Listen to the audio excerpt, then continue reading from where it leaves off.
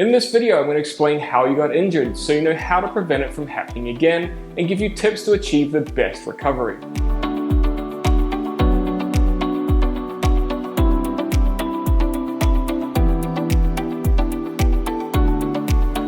Hey, it's Glenn here from Mehab, the world's leading physical therapy alternative, where we educate and empower you to take control of your recovery.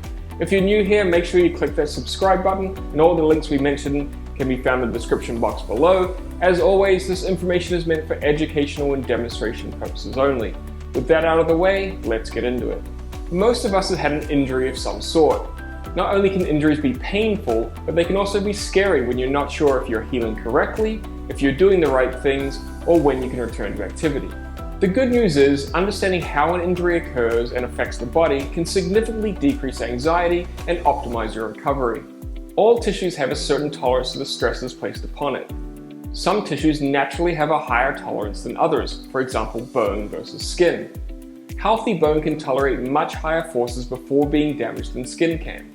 An injury can result from a one-time high-level force, such as a fall or a car accident, or a repetitive low-level force, such as overuse injuries. A bone can break from either of those types of forces.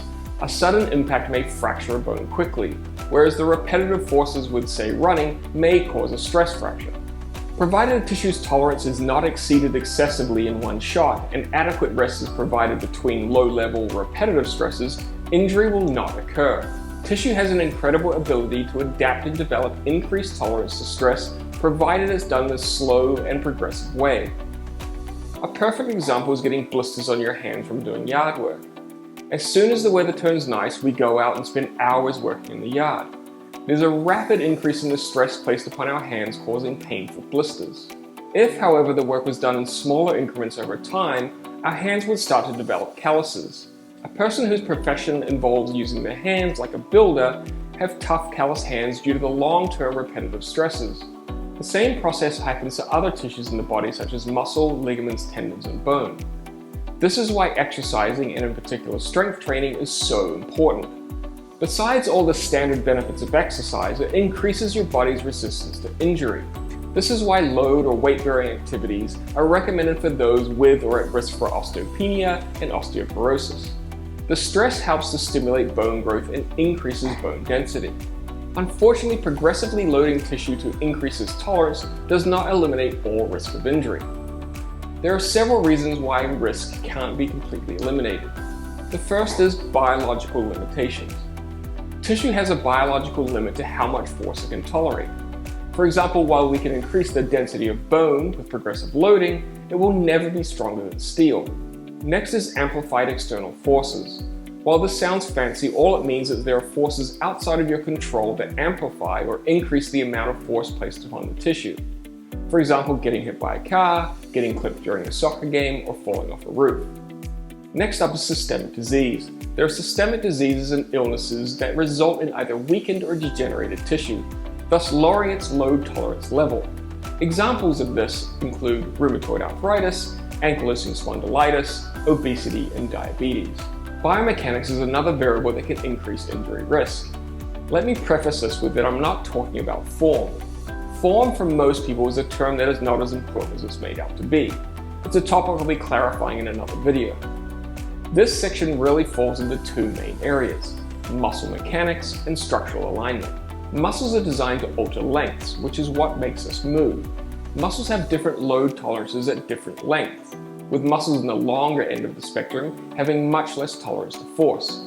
Asking a muscle to perform work, especially heavy work, when it's too long will increase your chance of injury. Structural alignment can also amplify forces. Examples being bow-legged or knock-kneed, which increases the forces placed on one side, due to the load being placed on a smaller area rather than spread out over a large area to disperse the forces. This is essentially the reason nails easily pierce wood. All the forces focus at the tip of the nail, which easily overcomes the resistance of the wood to force. This in itself is not necessarily a problem, but if combined with systemic disease, it could contribute to exceeding a tissue's force tolerance. Our ability to adapt is why being active, exercising, and strengthening is incredibly important. Progressively and incrementally stressing tissues will cause them to respond and become increasingly tolerant to external forces. Not to mention, it makes every task throughout your day easy to perform. General activity and loading of tissues with basic exercises will cover a majority of the daily activities that you do. But if your activity is going to be new or prolonged, it's important to start slow and progressively increase over time.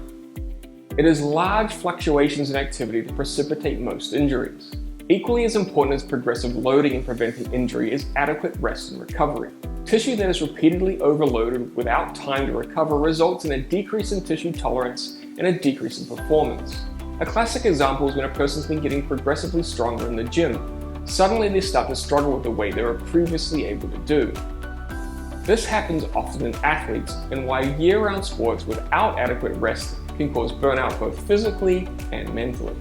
During the off-season, athletes have to find a balance between maintaining strength and tissue tolerance for the upcoming season, while allowing time for recovery. Exercise can be both protective and rehabilitative. Both are just the gradual and progressive loading of structures to increase the tissue's tolerance to the stresses required for your activity level. The only difference is the beginning or starting tolerance of the structure. If this was helpful, please hit the like button, be sure to subscribe and click the notifications bell so you don't miss out on any of our upcoming videos.